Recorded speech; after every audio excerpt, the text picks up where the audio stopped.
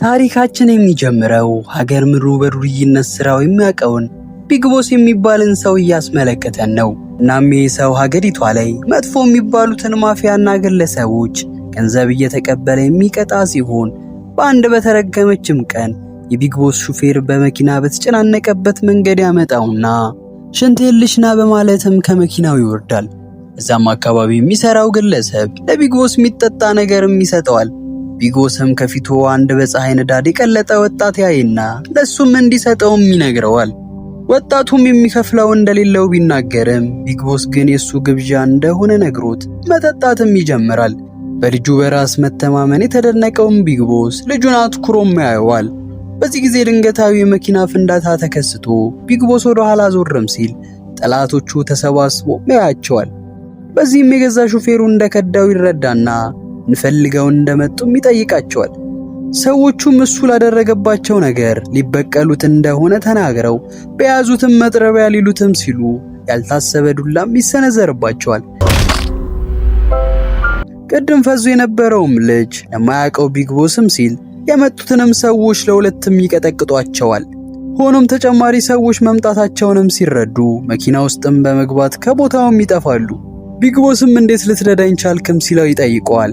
ልጁም በምላሹ የአባቴ እኩያ እድሜ ላይ በመሆንክ ነው ሲልም ይመልስለታል። ቢግ ቦስም የልጁ ሁኔታ ተመችቶት ቦስ የሚል መለያ ስምም ይሰጠዋል። ቆይ አንዴ ሰብስክራይብ እና ላይክ ከባድ ነገር ሆኖ ነው እንደማታደርጉልኝ? የእናንተ አንድ ሰብስክራይብ እና ላይክ ለኔ በጣም ይጠቅመኛል። ስለዚህ ቻናሉን ሰብስክራይብ ቪዲዮንም ላይክ አድርጉልኝ። 15 ዓመታትንም ወደፊት ይወስደንና ሰርቲካንት የሚባልን ሰውንም ያስተዋውቀናል። እሱም ከ15 ዓመት በፊት በጋዜጣ ላይ የታተመ ዜና እያነበበም ሲሆን በጋዜጣውም የሱ ልጅ ቢግ ቦስን ከጠላቶች ማዳኑን የሚገልጽ ነበር። ረጉናት የሚባለው ጓደኛውም ይመጣና ከ15 ዓመት በፊት የታተመውን ጋዜጣ እያነበበ እንደሆነ አውቆ የሱ ልጅ ሱሪያ ጀግና እንደሆነ ይናገራል። ሆኖም ግን ሰርቲካንት የዱርዬ አባትን ከጠላት ማዳን ምን ጀግንነት አለው ሲልም ይተቸዋል። ሰርቲካንት በዲሲፕሊን የሚያምንም ሲሆን ሁለተኛ ልጁ ሺቭ ከወንድሙ የተሻለ ዲሲፕሊን ያለውና ከጸብ የራቀ እንደሆነን የሚያውቀው። ሆኖም ግን ሺቭ እንደሚያስበው ከጸብ የራቀ ሳይሆን ውርጋጥ ዱርዬዎችን እየቀጠቀጠ ትምህርት የሚሰጥ ሰው እንደሆነም እንረዳለን። ሆኖም ሺቭ አባቱን በጣም ይፈራውም ስለነበር የትኛውንም ጸብ በሱ ፊት አያደርግም። እንዲሁም አባቱ እንደሚደባደብም አያውቅም ነበር። እናም አሁን ላይ ዞራቨር የሚባል ወንጀለኞችን የሚቀጠቅጥ ፖሊስ አጎቱ ጋር ይልኩት እንደሆነም እንረዳለን። ሆኖም ግን ዞራቨር እንደሚባለው ጀግና ፖሊስም ሳይሆን ዱርዬዎች አባረው የሚደበድቡት አይነት ፖሊስ ነው። ሺቭም እዛ ከደረሰ በኋላ ዞራቨር በሚስቱ እየታሸ ዱርዬዎች ሳያስበው መተውት እንጂ እንዲያ ባይሆን ኖሮ አጠናግሮ እንደሚለቃቸው እየተናገረም ሳለ የሱ ውሸት ቋቅም ያላት ሚስቱ ዞራቨርን ለም ያለ ፈሪ መሆኑንና የሚያወራው ነገር በጠቅላላ የሱ ህልም መሆኑንም ትነግረዋለች። ዞራቨርም ውርደቱን ተከናንቦ አለቃው እህቱን እንዲጠብቃት እንዳዘዘውና ነገር ግን አሁን ለዚህ የሚሆን ጉልበት ባለመኖሩ አለቃው ከስራው እንደሚያባረው ይናገራል። ሆኖም ሺቭን አትኩሮ ካየው በኋላ በሱ ቦታ ላይ እሱ እንዲሄድም ያሳምነዋል። ከዛም አጎቱ እንዲጠብቃት ወደ ላከው ቦታ የሚደርስና ልጅቷንም ያገኛታል። የልጅቷም ስም አንኪታ ሲባል ከዚህ ቀደም ከሺቭ ጋር እንደሚተዋወቁም እንረዳለን። አንኪታም ዲፕል ከምትባል ጓደኛዋ ጋር ፊልም ለማየትም ስትገባ ከፊታቸው እሷን ለማግባት ቀን እየጠበቀ የነበረው ቪሻል ወደ እነሱም በመምጣት እጮኛውን እንደ ጀማሪ አራዳ ሊጀነጅናትም ይሞክራል። በወሬያቸውም አንኪታ ይሄን አጭር ጢባራም በወንድሟ አስገዳጅነት ልታገባው መስማማቷን እንረዳለን። ሆኖም ልጁ ገና ሳይጋቡ እጇንም በመያዝ እሷን ማስቸገርም ሲጀምር ሺቭ ኬት መጣ ሳይባል ቪሻል ተራ ዱርዬ ስለመሰለው እሱንና ጀለሶቹን በደንብ አድርጎም ይጠፈጥፋቸዋል። እዚህም ያንኪታ ወንድም የሆነውን የፖሊስ አለቃው ሃሽሙና ካፑርን እንመለከተዋለን። ሆኖም ሃሽሙና ዩኒፎርሙን መደበቂያው ይሁን እንጂ ከፖሊስ ተግባር ያፈነገጠ ልም ያለ ወንጀለኛና ለስልጣን ሲል ምንም የሚያደርግ ሰው እንደሆነም እንረዳለን። ሆኖም ሚኒስተሩን ሰርበዋል የተባሉትን እነዚህን ሰዎች በሚኒስተሩ ትዕዛዝም መሰረት ረጃ ጫካ መሃል ገሎ ያቃጥላቸዋል። አስከትሎም ለሚኒስተሩ ፐርዳንጂ ስራውን እንዳለቀም አሳውቆት ቃል የገባለትን የሥራ እርገትም ያስታውሰዋል። በዛ መሃል የሚኒስተሩ ጠባቂ በመምጣት አንኪታን እየጠበቀ ያለው ፖሊስ እነ ቪሻልን በገበያው ማዕከል እንደደበደባቸውም ሲነግረው ሚኒስተሩን ቦግ በማለት ሃሽሙን ላይ እየጮኸ እሱ የላከው ጠባቂ ልጁን እንደደበደበውም ሲነግረው ሃሽሙን ግራ በመጋባት እሱ የላከው ዞራቨር አይደለም ሰው ሊደበድብ ቀርቶ የለየለሽ ሽንታም እንደሆነም ስለሚያውቅ ነገሩን ሌላ ሰው ማድረጉንም እርግጠኛ ይሆናል። ሺቭና አንኪታም ለመሳሳም ሲጠጋጉ በመሃል ሃሽሙና ይመጣና ሺቭን ማንቁርቱን ይዞት በመሄድ ፖሊስ ጣቢያ ውስጥም ይደበደበው ጀመር። በዛው ሰዓትም አባቱ ፖሊስ ጣቢያ የደረሰ ቢሆንም ሃሽሙን ሺቭ ላይ ብዙ ያላደረጋቸውን ክሶች ወደሱ እንዲመዘገቡም ያደርጋል። ከዛም እግሮቹን ጠረጴዛ ላይ ሰቅሎ የቆሙትን ማናቸው ብሎም ሲጠይቅ የሺቭ ቤተሰቦች እንደሆኑ ይረዳና አባትየውን ለማሳፈር ይሞክራል። እናም ልጁን መቼም ሊፈታው እንደማይችል ነግሮ ከፖሊስ ጣቢያ በር ገፍትሮም ይጥለዋል። እናም አባትየው ሃሽሙን አደገኛና መጥፎ መሆኑንም በመረዳት መጥፎን የሚያጠፋው ራሱ መጥፎ ነው ሲልም ይናገራል። በቀጣይም ያ ምስኪን ታዳጊ አድጎ ቦስ የሚል የክብር ስምም ይዞ እናየዋለን። እናም ገበሬዎች እሱን ሲያዩት በደስታ ጮቤም ይረግጣሉ። በጅረንግ የሚባለው መላጣውን ሰውዬ ሲያየው በድንጋጤም ክው ይላል። ሁሌም እንደሚያደርገው ለደካሞች ፍትህ ለመስጠት ነው እዚህም የመጣው። ለዛም ነው በሁሉም ሰዎች ዘንድ ቦስ የተባለው። ቢሆንም ግን ትክክለኛ ስሙ ሱሪያ ነው። በዜናም ላይ ሃሽሙና ከስራው ዲሲፕሊን ውጪ ዱርዬዎችን መሬት ለመሬት እየጎተተ በመውሰዱ ትልቅ ትችትም ያስነሳል። በዚህም ሚኒስተሩ ተወቃሽ መሆናቸው ስለማይቀር በብስጭትም ይናገሩታል። ሆኖም ልጃቸው ሺቭ ላይ በመተኮሱ የሺቭ ምርመራ ከተከፈተ ነገሩ ገሃድ ወጥቶ ስማቸው ይጠፋና በቀጣዩ ከምርጫው ውጪ እንዳይሆኑ ፈርተዋል። በዚህ ጊዜም መግደል የማይሰለቸው ሃሽሙን እኔ እኮ አቃጥዬ ልቀብረው እችላለሁ ሲል ሐሳብም ያቀርባል። ነገር ግን ሚኒስተሩ በአሁኑ እሱ ማድረግ እንደሌለበትና ይህንን የሚያደርግ ሌላ ሰው እንዲፈልግም ይነግረዋል። ሱሪያም ስፖርት እየሰራ አንድ ቄስ መጥቶ ሚሽንም ይሰጠዋል። ያም አስተማሪን መግደል ሲሆን ሱሪያም በንዴት መጥቶ ከመኪና መስታወት ጋርም ያጋጨዋል። ይህንንም ያደረገበት ምክንያት አባቱ አስተማሪ ስለነበር ነው። ታሪኩም 15 ዓመት ወደ ኋላ ወስዶን እግር ኳስ የሚጫወቱትን ልጆችንም ያሳየናል። ትንሹ ሺቭም ጎሉን በማግባቱ ሲደሰት የተሸነፉት ልጆች ይህንን አንድ ፍሬ ልጅ ሊመቱትም ይዘጋጃሉ። በዚህ ጊዜ ታላቅ ወንድሙ ሱሪያ በመምጣት የወንድሙን ደህንነትም ያረጋግጣል። ልጆቹም ብዙ ኃይለ ቃል ተጠቅመው ሊያናዱትም ይሞክራሉ። በመጨረሻ ግን አባቱ ላይ ደርሰው ሸንካላ ብለው ሲሳደቡ ትዕግስት የመረረው ሱሪያ ከልጁ ጋር የጦፈ ጸብም ይጀምራል። የልጁም አባት የሱሪያ አባት ጋርም ሄዱ የልጁን ብልግና በመንደሩ ሕዝብ ፊትም ይናገር ጀመር። ነገር ግን ለዚህ ንግግሩ ሱሪያ መልስም ሲመልስ ሰርቲካንት ለመጀመሪያ ልጁንም በጥፊ ይለዋል። በሱሪያም ቦታ ሆኖ ሰርቲካንት ሁሉንም ይቅርታም ይጠይቃል።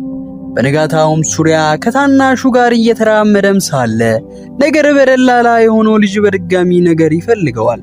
ሱሪያ ምንም እንኳን ቢታገስም በድጋሚ ስለ አባቱ አንስቶ ከሱሪያ ጋር መጣላት ይጀምራሉ። አንዱ ተማሪም ለሰርቲካንት ነገሩን አሳውቆት እየተጣሉ ያሉትን ልጆች ሰርቲካንት በማገላገል ወደ ተዘጋ ክፍል ወስዶ እዛውም ይቆልፍባቸዋል። ወደ ቤት ሜጃ ሰዓት ላይም ክፍሉንም ሲከፍተው ልጁ በደም ተለውሶ ሱሪያ ሹል ስለት ይዞም ይመለከታል። በዚህም በልጁ ሱሪያ ከባድ ሐዘን ውስጥ ሲገባ ሱሪያ ደግሞ በድንጋጤ አባቱን ይመለከታል።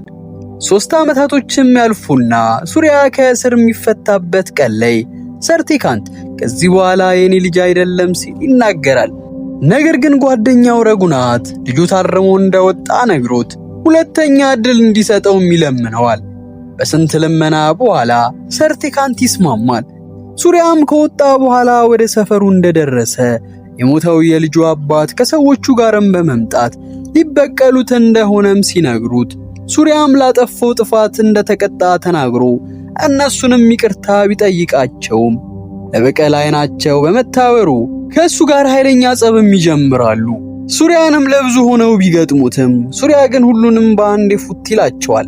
በዚህ ጊዜ ሰርቲካንት በቦታው ተገኝቶ ልጁ አሁንም እንዳልታረመ በማሰብ ጥፋቱ የሱ ይሁን የሌላ ሳያረጋግጥ ምስኪኑን ሱሪያ ይናገረዋል።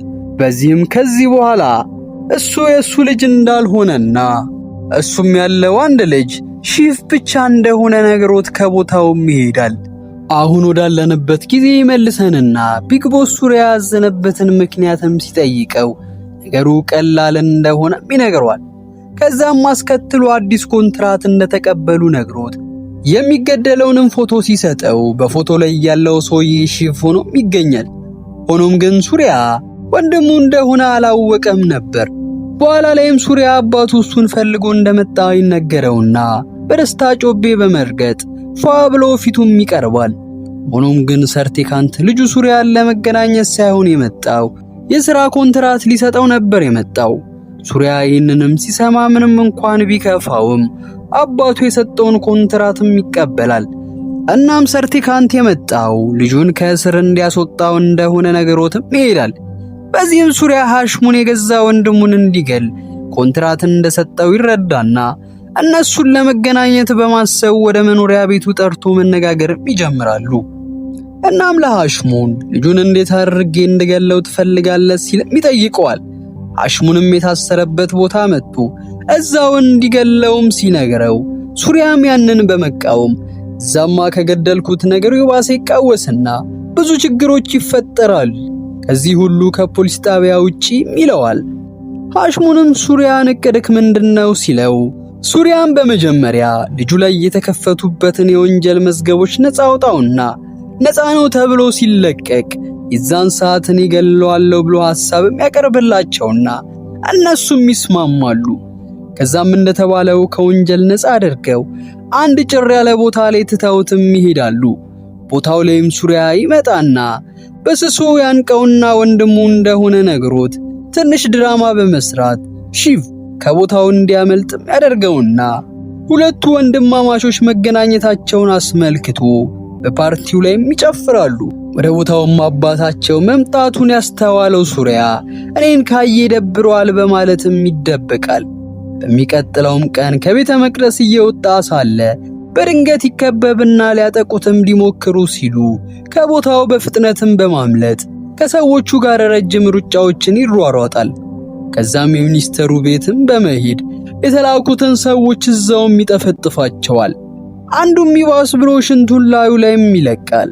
ቢግ ቦስም ወደ ቦታው እንደመጣ ሚኒስተሩ እያሳበቀ የሆነውን ይነግረውና ከነሱ ጋር የተዋዋለውን ውል እንደሰረዘም ሲናገር ይሄንን የሚፈልጉትም እነ ቢግ ቦስ የወሰዱትን ገንዘብም ይመልሳሉ። በዛ ሰዓትም አንኪታ ከክፍሏ ስትወጣ ያያትና ሱሪያ ወደሷም ሄዶ ወንድሙን እንደምትወደውና እንደማትወደውም ሲጠይቃት አንኪታም ምንም እንኳን ብትፈራ አዎ ወደዋለው ስትል ትመልስለታለች። ሱሪያም በግድማ ይሄን አጭር አታገቢም ለወንድሜ እኔ ወደርልሻለሁ ብሎ ይናገራል። ምሽት ላይ የሚያንኪታ ጓደኛ ዲፕል ጓደኛቸው እናት በመታመሟ ሄደንን ጠይቃ ስትል ሃሽሙንን ታስፈቅደዋለች። ሃሽሙንም ጠይቀው በቶሎ እንዲመጡ በማስጠንቀቅም ይፈቅድላቸዋል። ነገር ግን የሄዱት ታማሚ ለመጠየቅ ሳይሆን እነ ሺቭን አግኝተው ሽኮለሌ ለማለት እንደሆነም እንረዳለን። ምሽታቸውንም ጨርሰው አንኪታንም ከሸኛት በኋላ ዲፕልን ለማድረስም ይዘጋጃል። በሚቀጥለው ቀን ግን ሃሽሙን ከእንቅልፉ ቀስቅሶ ዲፕልን አደንዛዥ እጽ አስጠቅሞ እንደደፈራትም በመናገር ይከሳው ጀመር። ዲፕልም ሳትቀር እንደተደፈረች ያመነች ሲሆን ምንም የማያውቀው ሺቭ እሱ እንዳላደረገው ቢናገርም ነገሩ በጠቅላላ ቀመር ስለነበረ ሰሚ ጆሮም ያጣል። እናም ዲፕል ከሃሽሙን ጋር በመሆን ሺቭን ወጥመድ ውስጥ እንደከተቱትም እንረዳለን። ሰርቲካንትም ሱሪያ ጋር መጥቶ እሱ ምክንያት ልጁ በድጋሚ እስር ቤት እንደገባ እየወቀሰም ይነግረዋል። በዚህም ሳያበቃ ሱሪያ ሁሉ ነገሩ መጥፎና እርኩስ አድርጎም ሲናገር ሱሪያ አቅማቶ ከቦታውም ይሄዳል። በዚህ ጊዜ ቢግ ቦስ ለዓመታት የተደበቀውን ሚስጥር አፍረጥርጦም ይነግረዋል። እናም ከ15 ዓመት በፊት ጥፋት ያጠፋውና ተወቃሹ እሱ እንደሆነም ይነግረዋል። ታሪኩም ወደ ኋላ ወስዶን ሰርቲካንት ልጆቹን ይዞ ወደ ባዶ ክፍል ይወረውራቸዋል። ነገር ግን ከሱሪያ ጋር የተጣላው ልጅ ቆሞ በነበረ ስለት ላይ በመውደቅ እዛውም ይሞታል። ሱሪያም ሊረዳው ቢሞክርም ልጁ ግን ሞቶ ነበር። በዚህም አባቱን የሚወደው ሱሪያ ያለ ኃጢአቱ የአባቱን ድንገተኛ ግድያ ወደ ራሱ በመውሰድ አባቱን እንዳዳንም እንረዳለን። ይህንንም እውነት በሰማ ጊዜ ሱሪያ ያለ ኃጢአቱ ይህን ሁሉ ዓመት ሲጠላው መኖሩ ከፍተኛ ጸጸትም ይሆንበታል። ቪሻልም መኪና ውስጥ ሳለ ቦስ በቁጥጥር ስር ያውረውና ፈሪ ልቡን በመጠቀም የሚወደውን መኪና ካጋየበትም በኋላ ልክ መኪና ውስጥ እንደገጠሙት አይነት ፈንጂ መቀመጫ ውስጥም በማድረጋቸው እነሱ የሚሉትን የማያደርግ ከሆነ እንደሚያፈነዱት ይነግሩታል። ቪሻልም ምን እንደሚፈልጉ ሲጠይቅ አባቱ ስልጣኑን ተጠቅሞ ሺቭን ከእስር ካስወጣው ያጠመዱለትን እንደሚያወጡለትና ለዚህም የተወሰኑ ሰዓታቶች እንደቀሩት በመናገርም ያስፈራሩታል። እንደተባለው ሺቭም ከእስር ይፈታና ሱሪያ ሃሽሙን እያየው እህቱን አንኪታንም ይወስዳታል። እነሱ ከሄዱ በኋላ እነ ቢግ ቦስ ቢመጡም እነ ሱሪያ እንደሄዱ ይነገራቸውና በድጋሚ ይሄዳሉ። ሃሽሙንም እነሱን ባየ ጊዜ አንድ ተንኮል ብልጭ ይልለትና እየሄዱበት ያለውን መኪና በትልቅ ሲኖ በመግጨት መኪናዋን በኃይልም ይለትማታል። ሆስፒታልም ከገቡ በኋላ ቢግ ቦስና ሰርቲካንት የተረፉ ሲሆን ረጉናንት ግን በሚያሳዝን ሁኔታ አርፎ ነበር። እነ ሱሪያም አባቱ ወደተኛበት ክፍል እንደገቡ ሃሽሙን ይደውልለትና አባቱ ላይ አደጋ ያደረሰው እሱ እንደሆነ በመንገር ከእሱ ጋር መፋለም ስለሚፈልግ ጧት ወደ ቦታው እንዲመጣ አድራሻም ይልክለታል። ሱሪያም በከፍተኛ ንዴት ውስጥ ሆኖ የአባቱን እግርም ከነካ በኋላ ወደ ቀብራራው ሃሽሙን ጋርም በመሄድ የጦፈ ጸብም ይጀምራሉ። ሱሪያም ሃሽሙን ላደረገው ነገር በደንብ በመጠፍጠፍ ከዚህ ዓለምም ያሰናብተዋል። በዛ ሰዓትም አባቱና ወንድሙ ወደ ቦታው መጥተው አባቱ እጁን በመዘርጋት ወደ ቅፉ እንዲገባም ፍቃድ ይሰጠዋል። ሆኖም ታሪካችን አባትና ልጅ በመታረቅ አብረው ሲሆኑ እያሳየን ታሪካችን ያበቃል።